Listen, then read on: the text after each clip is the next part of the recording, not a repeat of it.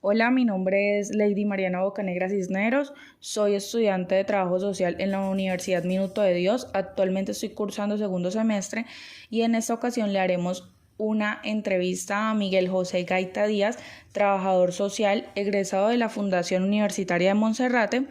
que actualmente trabaja en la Unidad para las Víctimas en el área de Subdirección de Reparación Colectiva. Entonces, a continuación, la primera pregunta es: ¿cuánto tiempo llevas ejerciendo como trabajador social en el sector público? Hola, buenos días, ¿cómo van? Mi nombre es Miguel José Cucaita Díaz, soy de profesión trabajador social, egresado de la Fundación Universitaria Monserrate. Tengo aproximadamente 14 años de estar ejerciendo trabajo social desde las diferentes áreas de intervención. Soy especialista en alta gerencia también, tengo una especialización también en derechos humanos y también una en gerencia de talento humano. Desde el sector público he trabajado cerca de 10 años, 10 años y medio, casi 11 años, en los que he desarrollado diferentes acciones. He trabajado en comisarías de familia, he trabajado con el sistema de responsabilidad penal para adolescentes, propiamente como trabajador social. He trabajado como coordinador para la Agencia para la Superación de la Pobreza Extrema ANSPE, liderando procesos sociales y equipos de trabajo. Y actualmente vengo desempeñándome cerca de 4 años con la Unidad para la Atención y Reparación Integral a las Víctimas, no propiamente como trabajador social, sino como enlace nacional y referente técnico para la aprobación de caracterizaciones del daño o diagnósticos del daño. Y pues digamos que esa es un poco mi experiencia, digamos que de cara a lo que hago desde el trabajo social. Bueno, Miguel, la segunda pregunta es: ¿qué tipo de problemáticas son atendidas en su lugar de trabajo? Desde trabajo social o propiamente digamos que desde el rol que vengo desempeñando con la Unidad para las Víctimas es atender netamente las necesidades o los derechos vulnerados de las víctimas del conflicto armado en el país. Y desde la Unidad para la Atención y Reparación Integral a las Víctimas desempeño un cargo que va dirigido a hacer procesos de reparación colectiva, es decir, atender a poblaciones o colectivos o grupos o movimientos o organizaciones que fueron víctimas del conflicto armado por los diferentes hechos victimizantes, por desplazamientos, masacres, delitos sexuales, desplazamientos forzados, hostigamientos, ¿sí? Estigmatizaciones. Entonces, ese tipo de problemáticas son las que abordo, digamos que directamente desde mi rol, pero no lo hago directamente con la comunidad, sino que doy línea técnica a todos los profesionales que me asignen en el territorio, o acompaño más, digamos que más allá de eso, acompaño también la formulación de sacar planes de reparación integral que van muy asociados a los daños que el conflicto armado, a las problemáticas que en el marco del conflicto armado se hayan dado con las comunidades. En ese sentido, pues hago la revisión de documentos de caracterización del daño, documentos de diagnóstico del daño de las comunidades campesinas, de las comunidades barriales, de organizaciones de incidencia nacional y también territorial, y también reviso las caracterizaciones de los daños de las comunidades afro, comunidades étnicas y raizales y palenqueras y también pueblos ron.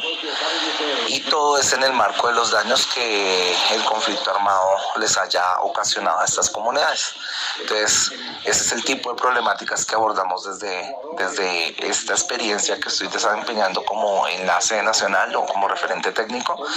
pero que también van muy de la par con el trabajo social que tiene que ver con la redignificación de las comunidades para volver a su inclusión social y fortalecer mucho sus vínculos hacia la sociedad.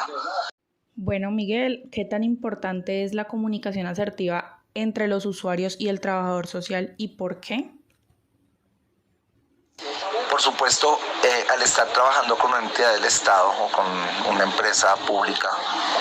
la comunicación asertiva, digamos que juega un papel muy determinante, pero esto también es una comunicación que también se podría decir que es una comunicación política,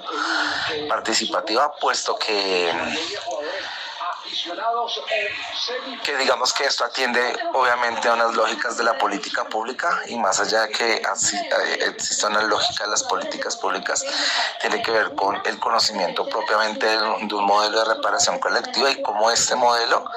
puede ser tan asertivo al momento de podérselo aterrizar a las comunidades. Entonces es aquí donde presta un papel muy importante tener un abordaje muy claro, muy consciente frente al modelo para lograr establecer una comunicación asertiva hacia las comunidades o de cara pues a las acciones que se van a reparar con estas comunidades, bien sea pues comunidades étnicas, comunidades afros, organizaciones, grupos o también comunidades campesinas y barriales.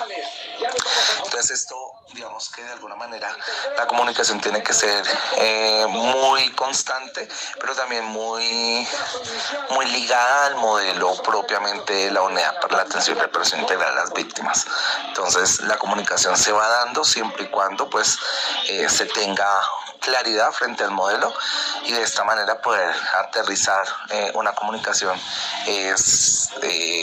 certera, eficaz a las poblaciones al momento de tener que abordarlas. Bueno, Miguel, la cuarta pregunta es, ¿cree usted que los procesos que se llevan en su lugar de trabajo son realizados de acuerdo al marco legal? Claro, como les indicaba anteriormente, la Unidad para la Atención y Reparación Integral a las Víctimas cuenta con un modelo de reparación para las víctimas. Yo estoy desde el área de acompañamiento a las víctimas colectivas o a sujetos de reparación colectiva, como les indicaba que por las diferentes problemáticas que se atendían a estas poblaciones o los diferentes hechos victimizantes se tenían que abordar. Entonces desde mi puesto de trabajo, pues de alguna manera tenemos que atender a lo que establece la ley y tenemos que atender propiamente a lo que establece el modelo de reparación colectiva, pues aunado al marco normativo que regula o acompaña a las comunidades étnicas y afros desde su propio gobierno, y también a lo que establece la ley, ¿no? A la 1448, que es la ley que regula todo el marco normativo y el marco legal para el acompañamiento a la reparación integral a las víctimas. Por último, la pregunta número 5 es, ¿cómo favorece esta política pública en las labores que usted realiza en su trabajo? Y bueno, y finalmente, ¿cómo me favorece a mí esta política pública o desde el lugar del trabajo? Y eso digamos que va un poco más a un ejercicio de corresponsabilidad que tiene que ver con la resignificación de la población, que de alguna manera pues también yo como ciudadano, también como profesional de las ciencias sociales o trabajador social, pues le apunta a una mejor calidad de vida de las poblaciones. Entonces, ante este sentido, para mí es muy favorable poder abordar esas políticas desde la necesidad, más que desde la necesidad, desde el interés de la población, de cara a que puedan ser reparadas. Entonces, esto favorece muchísimo la labor para poder comprender cuál es la necesidad de las comunidades al momento de tener que reparar sus daños, ¿no? Entonces, la política pública nos permite a nosotros, desde una ruta de reparación colectiva, comprender, digamos que las dinámicas de esas comunidades, comprender cómo fueron víctimas, comprender un poco su antecedente y a partir de esos daños poder establecer una ruta o un plan de acción que se hace a través del modelo o a través de la estrategia o bueno, a través del marco lógico que nos permita a nosotros conocer pues causas, efectos y poder de alguna manera pues a la luz de unos objetivos específicos indirectos reparar esos daños. Entonces a través de esto también se fortalece, a través de esta misma política se fortalece el mismo rol de las personas o de los profesionales que abordamos propiamente a estas comunidades. Muchísimas gracias, Miguel, por habernos dado este tiempo para esta entrevista. Es muy bueno, pues, con las experiencias que has contado, conocer un poco más sobre cómo el trabajo social se encuentra en este punto de la política pública, en el centro que tú atiendes. Entonces, pues, muchísimas gracias por la entrevista. Que tengas un feliz día.